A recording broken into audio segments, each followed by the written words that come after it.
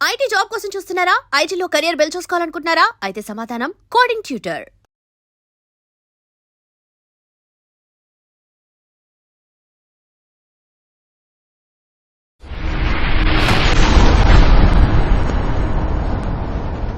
చిన్నప్పుడు మీకు ఎవరైనా పురాణ గాథలు పెద్దవాళ్ళు కథలు చెప్తూ ఉంటారు ఇంట్లో, మిమ్మల్ని నిద్రపుచ్చుతో చెప్పడం, ఇంట్లో అమ్మమ్మ కానీ నాయనమ్మ గారి అట్లా అలా ఆంట్స్ కానీ ఏమైనా చేశారా?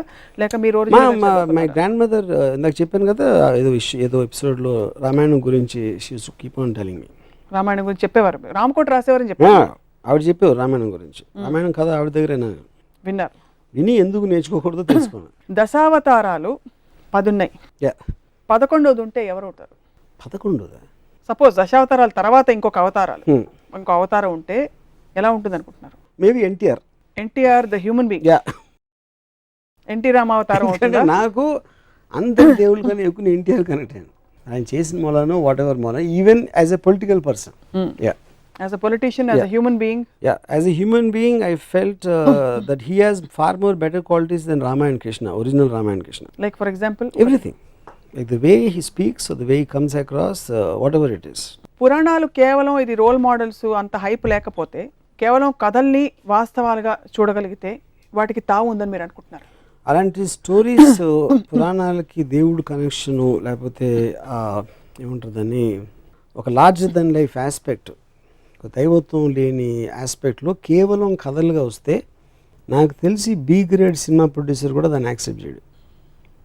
అంత లాజిక్ లేని, అబ్సల్యూట్ క్లారిటీ లేని కథలని. ఇప్పుడు ఫర్ ఎగ్జాంపుల్ ఎపిసోడ్ చూసిన తర్వాత విశ్వ హిందూ పరిషత్ వాళ్ళు వచ్చి మీ మీద దండయాత్రకు వచ్చి మిమ్మల్ని మీతో ఒక డిబేట్కి రెడీ అంటే మీరు రెడీయా? ఇప్పుడు విశ్వ హిందూ పరిషత్ ఎవరు నాకు తెలియదు. ఫస్ట్ ఆఫ్ ఆల్ నా పాయింట్, ఎవరైనా కానీ ఇప్పుడు నేను ఇందాక ఒక చెప్పాను, I don't claim to be an expert on Ramayanam. నేను ఒక మామూలుడికి ఆ పురాణాల గురించి ఎంత తెలుసు నాకు అంతే తెలుసు. దాని గురించి నేను మాట్లాడుతున్నాను. అప్పుడు దానికి ఎక్స్ప్లెనేషన్ చేస్తా, నీకు అర్థం అవ్వంది ఏంటంటే శివుడు తన కొడుకుని ఎందుకు చంపాడు, తల నరికి ఆ ఏనుగు తల ఎందుకు పెట్టాడు, తన కొడుకు తల ఎందుకు పెట్టలేకపోయాడు అనే దానికి ఎక్స్ప్లెనేషన్ నాకు ఇస్తే I will very happily listen. I will be very glad. I might go and join Hindu Parishad. Join అవుతా, నాకు సాటిస్ఫాక్టరీ ఆన్సర్ ఇస్తాయి. సేమ్ థింగ్, అయోధ్యను వదిలేసి ఉట్టి ఎవరో ఒక పాతకి కైకేకి ఇచ్చిన వాటికి రాముడిని పంపేసి అంత ఇర్రెస్పాన్సిబిలిటీతో ఒక కింగ్ ఉంటే దాన్ని అది కరెక్టే తను చేసిన ఎక్స్ప్లెనేషన్ ఇస్తే నేను బిహెచ్పిలో చేస్తాను. కృష్ణుడు most intriguing character, most interesting character for you. స్త్రీ క్యారెక్టర్స్లో who is the most interesting character for you in the Puranas? I really doubt any స్త్రీ character has ever been given importance. Always under the feudalistic as సొసైటీలో రాసిన book కాబట్టి they're always relegated to the background. నేను ఎప్పుడు ఏ character కూడా, అంటే మహాభారతంలో to extent జరిగి ఉండొచ్చు అది, బట్ నేను రామాయణంలో మాత్రం అసలు గుర్తుకు రిమోట్ కంట్రోల్స్ అని స్త్రీల దగ్గర ఉన్నాయి. కైకే దగ్గర ఉంది ఒక పక్క, సీతమ్మ వారి వల్లే మొత్తం అసలు రామాయణం. అంటే అది ఇన్స్టిగేటర్ ఆస్పెక్ట్కి మూవ్ చేసిన దానికి ఒక మనం రోల్ మోడల్స్ గురించి మాట్లాడతాం. రోల్ మోడల్స్ అనే దగ్గర స్త్రీలు ఎప్పుడు నాకు ఎక్కడ కనపడలేదు. సీతమ్మ వారి సహనానికి ప్రతీక, భూదేవ్ అంతటి సహనం సీతమ్మ వారిది. ఎలాగా అంటే అప్పుడు ఏంటంటే దాన్ని రాసింది నేను ఏం చేసినా పడి ఉండాలి అని మగోడు ఒక స్త్రీని నొక్కి పట్టించడానికి ఒక సీతమ్మ వారి ఒక ఎగ్జాంపుల్ ఇచ్చి ట్రై చేశారు ఫ్యూడల్ కైండ్లో. I think that is what it is. So it's not relevant now. It is not relevant. It should not be relevant. What should he ఇప్పుడు నాకు ఒక normal average Indian house wife she behaves like Sita. I think it is slavery. It is slavery. ఏం చేస్తుంటారు ఇప్పుడు? Modern Ramayanam జరుగుతుంది, తను ఊరుకోదు ఇలా చేస్తే. ఎవరైనా ఎత్తుకుపోయారు ఇప్పుడు. ఏ స్త్రీ అయినా వచ్చేసి అడవికి వెళ్ళిపోతే అని భార్య మీరు వెళ్ళిపోతే నేను వచ్చేస్తాను వెనకాల అంటదా? ఎందుకు మీరు అడగాలని ప్రవోక్ చేస్తుంది కదా ఎవరైనా. అంటే అప్పుడు ప్రవోక్ చేయకపోతే పతివ్రత కదా. ఏ ఇంట్లో కూడా మన కుటుంబం మనది మనం చూసుకోవాలి ఎవరైనా సరే అనేది ఒక థర్డ్ అబ్జర్వేషన్ ఇవ్వటం అనేది ఏ భార్యకైనా తన రెస్పాన్సిబిలిటీ. అంతేగాని భర్త ఎవరిదో మాట ఇనేసాడని తను వెనక నోరు మూసుకుని వెళ్ళిపోయి ఒక బొమ్మలా ఉంటే there is no personality in that person. అది మోడర్న్ ఇప్పటి రోజుల్లో వాట్ ఎవర్. కానీ అక్కడి నుంచి మనం ఇక్కడికి వచ్చాం కదా రోల్ మోడల్. ఎందుకంటే with time and with we understood it is wrong. So in brief these characters from the Puranas are not relevant in these days and even they don't even make great stories. They were never relevant. అదేదో books లో మనం మాట్లాడి భజన చేసుకోవడానికి ఉంటుంది. Practically you cannot apply. And they never applied also. ఏ స్త్రీ కూడా సీతను రోల్ మోడల్గా తీసుకోలేదు. 100% ఐఎమ్ షూర్. సీతని పూజించవచ్చు బ్లైండ్గా, ఏం అర్థం చేసుకోకుండా. కానీ ఇంటికి వచ్చి సీతలా ఉండడం మాత్రం జరగదు. సీతమ్మ వారిని రాముడితో పాటు రాముడి పత్నిగా పూజిస్తారు, విడిగా ఎవరు పూజించారు. ఫస్ట్ ఆఫ్ ఆల్ మీరు అన్నది రైటే. సో ఎనీ అదర్ క్యారెక్టర్ మహాభారతంలో ఎవరు మీకు అసలు? Nothing comes to my mind. Nothing comes to your mind. So it was always a male dominated. Yeah, because it is written in feudalist times. Yeah, which is not relevant in democracy.